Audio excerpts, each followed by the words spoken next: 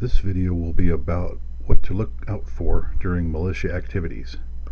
Some of this may seem obvious, but when you fly by the seat of your pants, on a shoestring and a prayer, shit happens. It is not an exhaustive list of the events surrounding the Malheur Refuge takeover. It is a description of the patterns of behavior that you will run into from the law enforcement agencies. We will begin here with how things might start, and that's investigating one individual. The start date here is June 7th, 2016.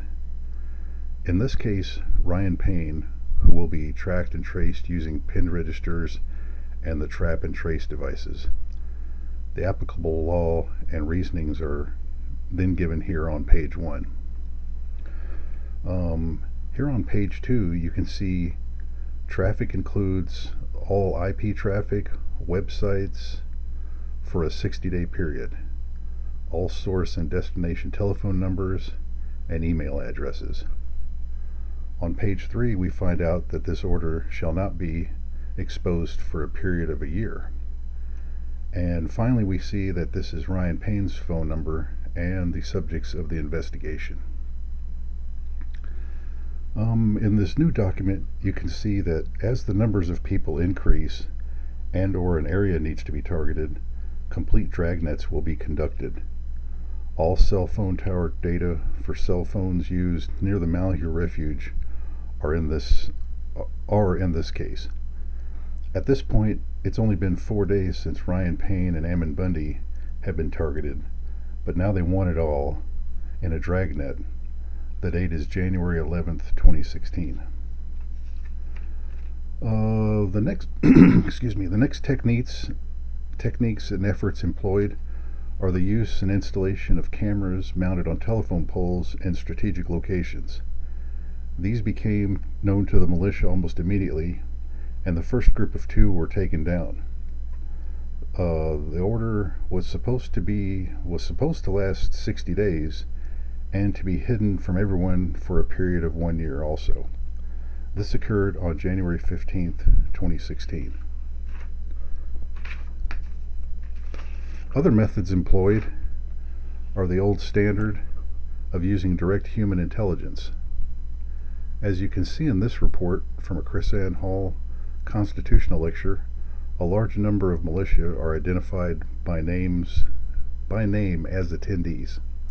The 3 main topics of the presentation were also listed. Can't trust those constitutionalists. They are shady like the founding fathers. A question and answer session was also detailed. The date is now January 19th, 2016. We next come back to the telephone pole cameras again. In an increasing need for intelligence, i.e. surveillance, 10 more locations are identified.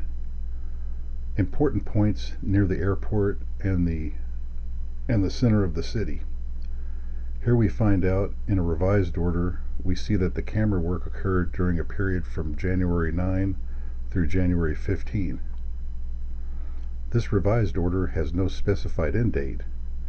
All employees are sworn to secrecy for 1 year, with the government having the ability to extend the secrecy further if needed. As you can see, great efforts are made to hide these facts at the courthouse by specially instructing the court clerk to make no public docket entry, but do send 2 copies to the U.S. Attorney. It looks like it's no longer a court of record, and we wonder how evidence gets suppressed. The date is now January 22nd, 2016. The last thing will be an example of militia surveillance, counter surveillance if you will, carried out against law enforcement. Here is a report from Oregon County Sheriff deputies relaying an incident for the FBI. Perhaps a coincidence, but the guys the militia talked to at the airport just happened to be the ones you were tracking earlier in the day at the local Apple Peddler restaurant. And guess what? You were identified previously while surveilling them. They now know you're staying at the Silver Spur Hotel. So be careful, militia.